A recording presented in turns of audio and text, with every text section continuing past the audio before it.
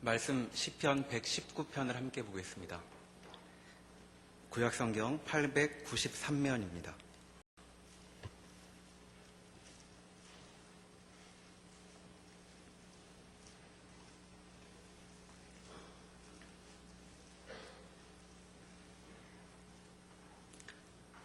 (119편) 92절 한 절만 읽도록 하겠습니다. 주의 법이 나의 즐거움이 되지 아니하였더면 내가 내 고난 중에 멸망하였으리이다. 아멘. 시편 119편은 하나님의 말씀을 소재로 하고 있는 아주 긴 시편입니다. 전체를 쭉 읽어보면 내용은 두 가지 내용으로 요약해 볼 수 있습니다. 하나는 나는 주님의 법, 하나님의 말씀을 따르겠다 하는 결의입니다. 또 하나의 내용은 그런데 인생은 참으로 괴롭다 하는 내용, 그 두 가지로 시편 119편의 내용을 요약해 볼 수 있겠습니다. 이 두 소재가 함께 엮여서 때로는 삶은 고난이지만 나는 그래도 주님의 말씀을 따르겠다 하는 결의로 표현되기도 하고, 또 때로는 주님의 말씀을 따르는데 제 삶은 너무 괴롭습니다 하는 토로로 표현되기도 합니다. 어찌되었든 이 시편은 주의 법도는 중요하다 하는 점과 삶은 그럼에도 괴롭다 하는 두 가지 내용을 담고 있다고 말하겠습니다. 주님의 법도를 따르겠다는 결심과 더불어 쉽지 않은 삶에 대한 토로가 이 시편의 기자가 하고 있는 내용이라고 말하겠습니다. 시편 기자는 주님의 법도, 곧 하나님의 말씀의 중요성을 우리에게 말하여 줍니다. 그는 어려운 현실 속에서 자신이 할 수 있는 가장 중요한 일로 주의 법도를 붙드는 일을 꼽고 있습니다. 한편으로 그의 관심은 고난의 현실에 놓여 있기도 합니다. 주의 법을 기억하는 삶의 현실이 어렵고 고된 것이기 때문입니다. 방금 읽은 92절을 보면 이 두 문제가 응축되어 있다고 말할 수 있겠습니다. 주의 법이 나의 즐거움이 되지 아니하였다면 내가 내 고난 중에 멸망하였으리이다. 주님의 법이 즐거움이다. 그러나 주의 법을 즐거움으로 삼고 있으면서도 나는 고난 가운데 거하고 있다 하는 이 두 가지 점을 이 한 절은 잘 요약해주고 있다고 말하겠습니다. 먼저 우리가 생각해 볼 점은 주의 법은 나의 즐거움이 되었다 하는 이 고백에 대한 내용입니다. 왜 시편 기자는 주의 법으로 즐거움을 삼고 있다고 말하는 것일까요? 주의 법이 그의 소원이나 기대를 만족시켜주고 있기 때문일까? 먼저 물어볼 수 있습니다. 그러나 성경을 우리가 잘 알고 있듯이 성경은 하나님을 우리 욕망의 도구로, 우리 욕망과 소원을 실현시켜주는 도구로 삼는 일에 대해서 아주 강하게 비판을 하고 있는 점을 우린 잘 기억하고 있습니다.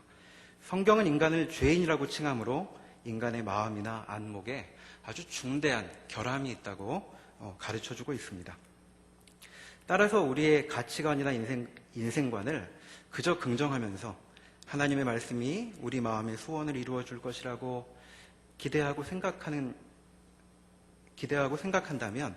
성경의 전체적인 가르침과 어긋나고 있다고 말할 수 있겠습니다.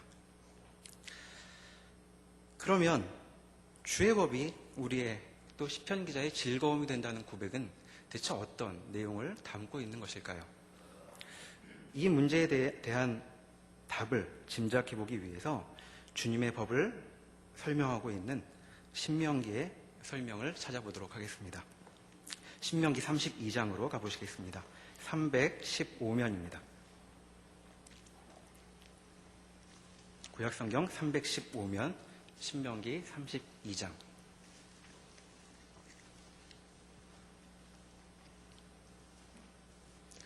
(45절) (46절) (47절을) 제가 읽겠습니다.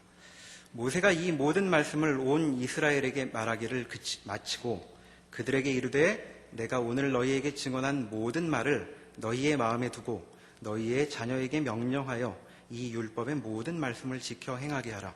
이는 너희에게 헛된 일이 아니라 너희의 생명이니 이 일로 말미암아 너희가 요단을 건너가 차지할 그 땅에서 너희의 날이 장구하리라. 신명기는 광야 40년을 지난 이스라엘 백성에게 주는 모세의 마지막 설교라고 할 수 있습니다. 특히 방금 읽은 구절은 그 모든 설교를 마친 후에 모세가 남겨주고 있는 마지막 말에 해당합니다. 모세는 지금 내가 너희에게 증언한 모든 말을 마음에 두라고 명하고 있습니다. 그리고 자녀에게 이 모든 말씀을 가르쳐 지켜 행하게 하라 하고 말합니다. 그 이유는 47절에 나옵니다. 이는 너희에게 헛된 일이 아니라 너희의 생명이니 라는 것입니다. 이 구절을 세번역은 이렇게 옮겨주고 있습니다. 율법은 단지 빈말이 아니라 바로 당신들의 생명이기 때문입니다. 이 말씀을 순종하십시오. 그래야만 당신들이 요단강을 건너가 차지하는 땅에서 오래오래 살 것이기 때문입니다. 하나님의 법도를 마음에 두고 지켜 행하라고 명령하고 있는 이유는 그것이 생명이기 때문입니다. 하나님의 말씀은 생명입니다. 하나님의 말씀을 마음에 두고 지켜 행하지 않는다면 생명을 얻을 수 없을 것이라는 말입니다. 이렇게 보면 시편 본문에서 주의 법이 즐거움이라고 고백하는 이유를 짐작할 수 있겠습니다. 주의 법은 우리에게 생명을 주는 것입니다. 생명을 주는 것이야말로 우리에게 참된 즐거움을 줄 수 있는 것입니다. 생명을 주는 것에서야 비로소 즐거움과 기쁨이 결과로 빚어집니다. 생명인 주의 법이 우리의 즐거움의 원천이 되는 것입니다. 여기에서 평소 우리가 하나님의 말씀을 어떻게 대하고 있는가를 되돌아보게 됩니다. 교회에서 자주 쓰는 말 가운데 말씀에서 은혜를 받았다 하는 말이 있습니다. 말씀에서 은혜 받는 일, 말씀이 꿀처럼 달게 느껴지는 일은 성경에서도 발견되는 표현입니다. 그런데 혹 이런 반응이 우리의 욕망이나 우리의 소원과 기대를 그대로 전제한 채 나오는 고백과 반응이라면 우리는 이 고백을 다시 생각해 볼 필요가 있습니다. 성경은 우리를 불편하게 하는 많은 가르침을 담고 있습니다. 높은 자가 아니라 낮은 자가 되라. 살려면 죽으라. 또는 십자가를 져라와 같은 말들이 우리에게 그렇게 쉽게 은혜가 된다거나 꿀처럼 달다고 말할 수는 없습니다. 우리는 그런 말에 쉽게 그렇게 말씀이 참 좋구나라고 반응하지도 못합니다. 이런 말씀 앞에서 오히려 우리의 반응은 어떻습니까? 말씀이 우리의 생각과 다를 때 우리가 자주 갖는 방식은 흘려 듣거나 또는 골라 듣거나 아니면 그도 안 될 때는 외면하기 십상입니다. 그런데 신명기는 주의 법이 생명이라고 엄중하게 선포하고 있습니다. 골라서 듣거나 외면해서는 생명의 길로 갈 수 없다고 가르치고 있는 것입니다. 우리는 잘못할 때 회개하라고 배워왔습니다. 우리가 잘못을 인정하고 죽게 아뢰을 때 주님께서는 용서하신다 하는 말씀은 맞는 가르침입니다. 하지만 여기에서 오해하지 말아야 할 점이 있습니다. 회개한 뒤에도 그 전과 마찬가지로 하나님의 말씀을 대면하지 않은 채 흘려듣거나 외면한다면 곧 살던 대로 그대로 살면서 말씀의 길과는 다른 방향의 길로 여전히 걸어가고 있다면 우리는 회개에도 불구하고 생명의 길로 나아가지 못하게 될 것입니다. 말씀대로 살지 않고 생명으로 나아갈 수 있는 다른 길은 없습니다. 말씀의 길대로 나아가지 않으면서도 즐거움과 기쁨의 삶을 확보할 다른 방도도 없습니다. 생명인 말씀만이 즐거움과 기쁨의 결과가 생겨나는 삶으로 우리를 이끌 수 있기 때문입니다. 92절, 시편 본문의 92절로 다시 돌아가 보면 주의 법이 나의 즐거움이 되지 아니하였다면 내가 내 고난 중에 멸망하였으리로다 라고 말하면서 우리에게 또 한 가지 생각할 점을 던져주고 있습니다. 그것은 바로 고난의 삶에 대한 것입니다. 시편 기자는 지금 고난을 말하고 있습니다. 시편 119편을 전체를 쭉 읽어보면 주의 법에 대한 주님의 법도, 주님의 말씀에 대한 시편 기자의 묵상이 결코 편안하지 않은 삶 속에서 이루어지고 있다는 사실을 우리는 발견하게 됩니다. 92절에서도 주의 법을 즐거움으로 삼는 일이 고난의 삶 속에서 중요하였다라고 고백하고 있습니다. 이걸 보면 주의 법을 즐거워하는 일과 고난의 삶은 서로 배척되는 일이 아닌 모양입니다. 지금 두 가지 일이 함께 벌어지고 있습니다. 이 점은 119편 105절부터 나와 있는 말씀에서도 우리가 확인하게 됩니다. 다시 893면 119편으로 돌아가 보시면 105절에 이렇게 나와 있죠. 주의 말씀은 내 발의 등이요 내 길의 빛이니이다. 주의 의로운 규례들을 지키기로 맹세하고 굳게 정하였나이다. 나의 고난이 매우 심하오니 여호와여 주의 말씀대로 나를 살아나게 하소서. 105절은 성경책 앞에 자주 적혀져 있는 구절입니다. 그런데 이 구절은 어떤 특별한 맥락 가운데에서 고백되고 있는 내용입니다. 주의 말씀이 발의 등이요 길의 빛인데도 또 주의 규례들을 지키기로 맹세하고 굳게 마음을 정하였는데도 고난이 너무 심하다고 시편 기자는 말하고 있습니다. 그리고 하나님께 제발 살려달라고 간구하고 있습니다. 즉 이렇게 생명인 말씀을 붙잡고 살기로 한 결심과 더불어 고난의 현실은 함께 일어나고 있는 것입니다. 말씀을 붙들고 있는데 고난은 대체 왜 일어나는 걸까요? 말씀을 붙잡는 일과 고난의 현실이 어떻게 동시에 이렇게 벌어지고 있는 것인지, 이렇게 일어나게 되는 것인지를 생각해 보기 위해서 우리는 다시 신명기로 돌아가 보도록 하겠습니다. 신명기 8장 1절을 보겠습니다. 구약성경 274면입니다.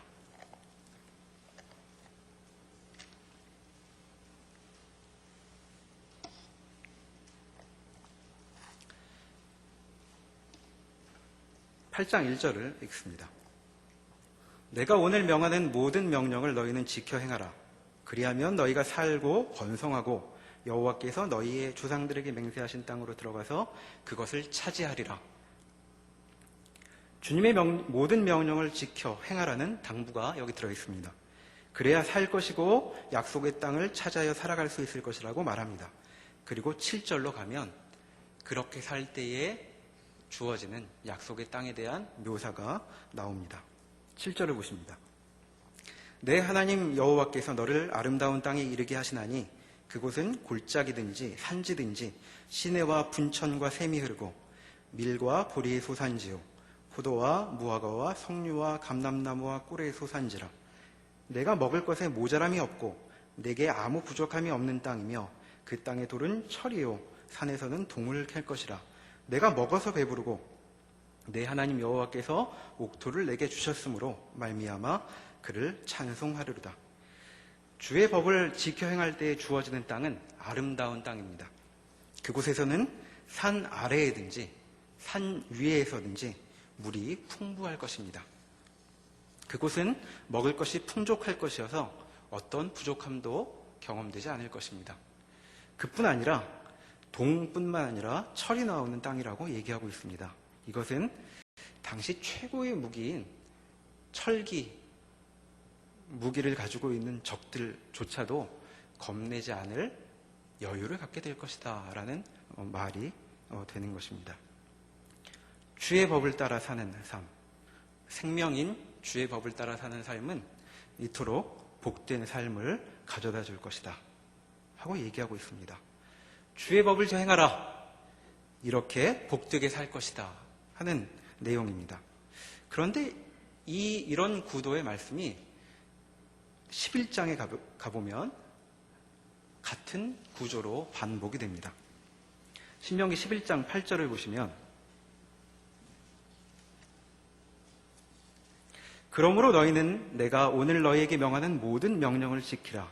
그리하면 너희가 강성할 것이요 너희가 건너가 차지할 땅에 들어가서 그것을 차지할 것이며 또 여호와께서 너희의 조상들에게 맹세하여 그들과 그들의 후손에게 주리라 하신 땅 곧 젖과 꿀이 흐르는 땅에서 너희의 날이 장구하리라. 역시 마찬가지로 하나님의 말씀을 지키라는 명령이 나옵니다. 그리하면 강성해져서 약속의 땅을 차지하여 복된 삶을 살게 될 것이다 하고 가르쳐주고 있습니다. 이어서 역시 들어갈 땅에 대한 묘사가 이어지고 있습니다. 10절 내가 들어가 차지하려는 땅은 내가 나온 애굽 땅과 같지 아니하니 거기에서는 너희가 파종한 후에 발로 물대기를 채소밭에 댐과 같이 하였거니와 너희가 건너가서 차지할 땅은 산과 골짜기가 있어서 하늘에서 내리는 비를 흡수하는 땅이요 내 하나님 여호와께서 돌보아 주시는 땅이라. 연초부터 연말까지 내 하나님 여호와의 눈이 항상 그 위에 있느니라. 내가 오늘 너희에게 명하는 내 명령을 너희가 만일 청종하고 너희의 하나님 여호와를 사랑하여 마음을 다하고 뜻을 다하여 섬기면 여호와께서 너희의 땅에 이른 비 늦은 비를 적당한 때에 내리시리니 너희가 곡식과 포도주와 기름을 얻을 것이요 또 가축을 위하여 들에 풀이 나게 하시리니 내가 먹고 배부를 것이라. 그 약속의 땅이 얼마나 복된 곳인지 여기서 다시 반복되고 있습니다. 그런데 지금 읽은 부분에서는 그 땅, 곧 그곳에서 사는 삶, 약속으로 받은 땅에서의 삶이 어떤 면에서 독특한지에 대해서 좀 더 자세히 가르쳐주고 있습니다. 그 복된 땅의 성격은 애굽 땅과 비교를 통해서 드러납니다. 애굽 땅은 씨를 뿌리면 물을 주어 농사를 짓는 곳이었습니다. 그런데 약속의 땅은 그렇게 농사 짓는 곳이 아니라고 합니다. 그 땅은 비를 흡수해버리는 땅입니다. 씨를 뿌리고 나서 줄 물이 따로 없는 땅이다 하고 얘기하고 있는 것입니다. 하지만 그 땅은 하나님이 돌보아 주시는 땅인 것이 확실하다 하고 가르치고 있습니다. 하나님이 얼마나 돌보시냐 하면 1년 내내 그 땅 위에 눈을 들이대고 계신 그런 땅이다 하고 말하고 있습니다. 그러니 그 땅에서 농사를 지으려면 그 땅을 돌보는 하나님의 명령을 지켜 행해야 한다 하고 말하고 있는 것입니다. 그곳의 영농 방법은 그 어느 곳의 농사법과도 다르다 하는 말입니다. 이 약속의 땅은 이스라엘 백성의 예상과는 다른 종류의 땅임이 여기서 강조되고 있습니다. 자, 여러분, 그런데 이 약속의 땅의 성격이 여러분에게는 어떻게 들리십니까? 좋게 여겨지십니까? 아무 걱정 없이 하나님만 신뢰하고 하나님의 말씀만 지켜 행하면 행복한 삶이 주어질 것이다 하는 이 약속이 여러분에게는 어떻게 들리십니까? 우리 그리스도인은 이러한 약속을 이스라엘 백성과 마찬가지로 받고 있음에도 우리의 마음이 간단치 않다는 것이 이제까지 지내온 신앙생활에서의 경험임을 우리는 잘 알고 있습니다. 하나님이 우리의 인생을 책임져 주신다고 배워 또 믿고 알고 있지만 여전히 우리의 머릿속은 살아가야 할 방도를 모색하느라 복잡하고 마음이 어렵습니다. 우리가 잘 알고 있듯이 이스라엘 백성들도 이 단순한 말씀을 지켜 행하지 못하였습니다. 그들은 가나안에 들어가서 그 땅의 농사 전문가를 찾았습니다. 그리하여 농경의 신, 바알 등등의 신들을 영입해 옵니다. 광야 40년을 하나님의 도우심으로 살아왔음에도 불구하고 하나님마저도 그 땅에서는 아마추어일 것이다 하고 생각했던 모양입니다.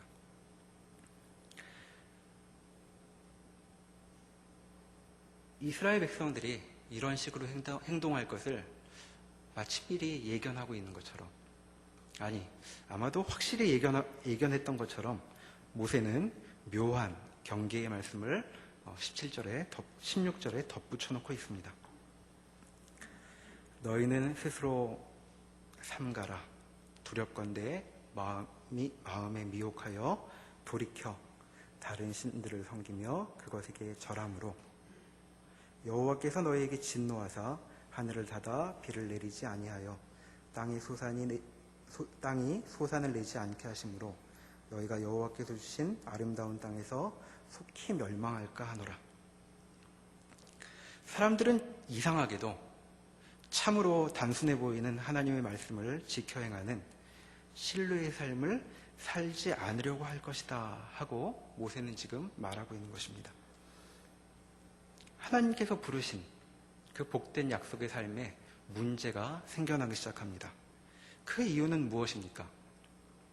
사람들이 마음을 돌이키기 시작한 데서 시작됩니다. 가나안 땅에서의 삶에 문제가 발생하는 다른 이유는 없습니다. 하나님이 모든 것을 지켜주시고 있기 때문입니다. 그곳에서 그들은 기근을 염려할 필요도 없었고 외적의 침입을 걱정할 필요도 없었습니다. 그들은 3년 앞을 내다보고 또는 다음 해를 내다보고 걱정하고 염려할 이유가 없었습니다. 그 어떤 방식으로도 문제가 일어나지 않도록 하나님이 막아주실 것이기 때문입니다. 그러나 그들에게 문제가 생겨났습니다. 그 이유는 그들이 마음을 돌이키기 시작했기 때문입니다. 여기에서 우리는 성경이 얘기하고 있는 고난의 이유가 그리 단순한 것이 아님을 확인하게 됩니다. 하나님의 백성들이 경험하는 고난은 단순히 그들의 삶의 외부에서 누군가가 공격을 해온다든가 그들에게 해코지를 함으로써 생겨나는 일이 아니었습니다. 말씀을 따라 사는 삶에서 생겨나는 문제는 외부의 핍박이 아니라 우리의 내부에서 생겨나는 것임을 여기에 가르쳐주고 있습니다. 이렇게 출발된 문제가 상황이 악화될 때에 비로소 외부에서 문제가 생겨나기 시작하는 것입니다. 왜 사람들은 그렇다면 마음을 돌이키게 되는 것일까요? 왜 하나님의 이렇게 단순하고도 명백한 약속과 삶의 규례 앞에서 마음을 돌이키게 되는 것일까요? 그것은 우리 인간의 생각과 하나님의 말씀이 보여주는 삶의 전망이 참으로 다르기 때문입니다. 말씀을 붙들고 산다고 우리가 생각하면서도 우리는 숱한 난관에 부딪히게 됩니다. 그 난관의 출발점은 바로 우리의 마음에서 시작되는 것입니다. 모세는 이 점을 염두에 둔 것처럼 반복해서 주의 법을 명심하고 지키라고 당부하고 있습니다. 이어지는 18절이 바로 이런 맥락에서 주어진 말씀입니다. 이러므로 너희는 나의 이 말을 너희의 마음과 뜻에 두고 또 그것을 너희의 손목에 매어 기호를 삼고 너희 미간에 붙여 표를 삼으며 또 그것을 너희의 자녀에게 가르치며 집에 앉아있을 때에든지 길을 갈 때에든지 누워있을 때에든지 일어날 때에든지 이 말씀을 강론하고 또 내 집 문설주와 바깥문에 기록하라. 그리하면 여호와께서 너희 조상들에게 주리라고 맹세하신 땅에서 너희의 날과 너희의 자녀의 날이 많아서 하늘이 땅을 덮는 날과 같으리라. 유명한 말씀입니다. 말씀을 손목에 기록하여 차고 있고 미간에 말씀을 정한 통을 붙이고 어디에서나 말씀을 가르치고 집을 드나드는 문에도 말씀을 붙여두라고 얘기하고 있습니다. 왜 그렇게 명하고 있는 것일까요? 그것은 바로 마음이 돌이켜지지 않도록 하기 위해서였습니다. 그래야 하나님의 법을 지켜 행할 것이기 때문입니다. 삶의 현실에서 하나님의 말씀을 붙잡고 사는 일과 고난은 서로 배척되지 않습니다. 즉, 말씀을 붙잡고 있으면 말씀을 붙잡고 있다고 해서 고난이 없어지는 것도 아니고, 고난이 있다면 말씀을 붙잡는 일이 우리에게 없어지는 것도 아닙니다. 말씀을 붙잡고 있다고 하면서도 우리의 마음이 돌이켜질 수 있습니다. 고난 가운데에서도 우리는 말씀을 붙잡는 일을 계속할 수 있습니다. 16절의 경고를 앞에 두고서 우리가 발견하게 되는 중요한 사실이 있습니다. 하나님의 말씀과 우리의 마음, 생각 사이에는 씨름이 있다는 것입니다.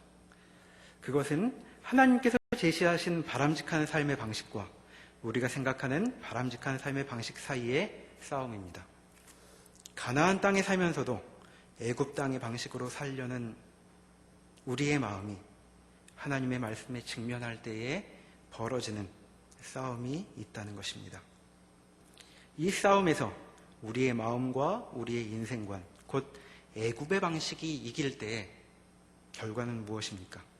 그것은 17절이 말하는 것처럼 여호와께서 주신 아름다운 땅에서 속히 멸망하는 일입니다. 하나님은 자비로우셔서 우리의 잘못을 회개하고 용서를 구할 때 우리를 버리지 않으십니다. 그리고 그분은 우리를 오래 기다려주십니다. 그러나 그 자비하심을 빙자하여 하나님의 말씀과는 다른 우리의 인생관에 따라, 곧 애굽의 방식에 따라 계속 살 수는 없습니다. 왜냐하면 우리가 계속하여 그 길로 간다면 그 길은 우리를 결코 생명으로 인도할 수 없을 것이기 때문입니다. 주님의 법만이 생명이기 때문입니다.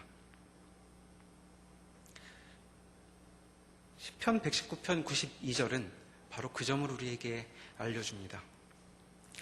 주의 법이 나의 즐거움이 되지 아니하였다면 내가 고난 중에 멸망하였으리이다. 우리 앞에 생명인 주의 법이 놓여 있습니다.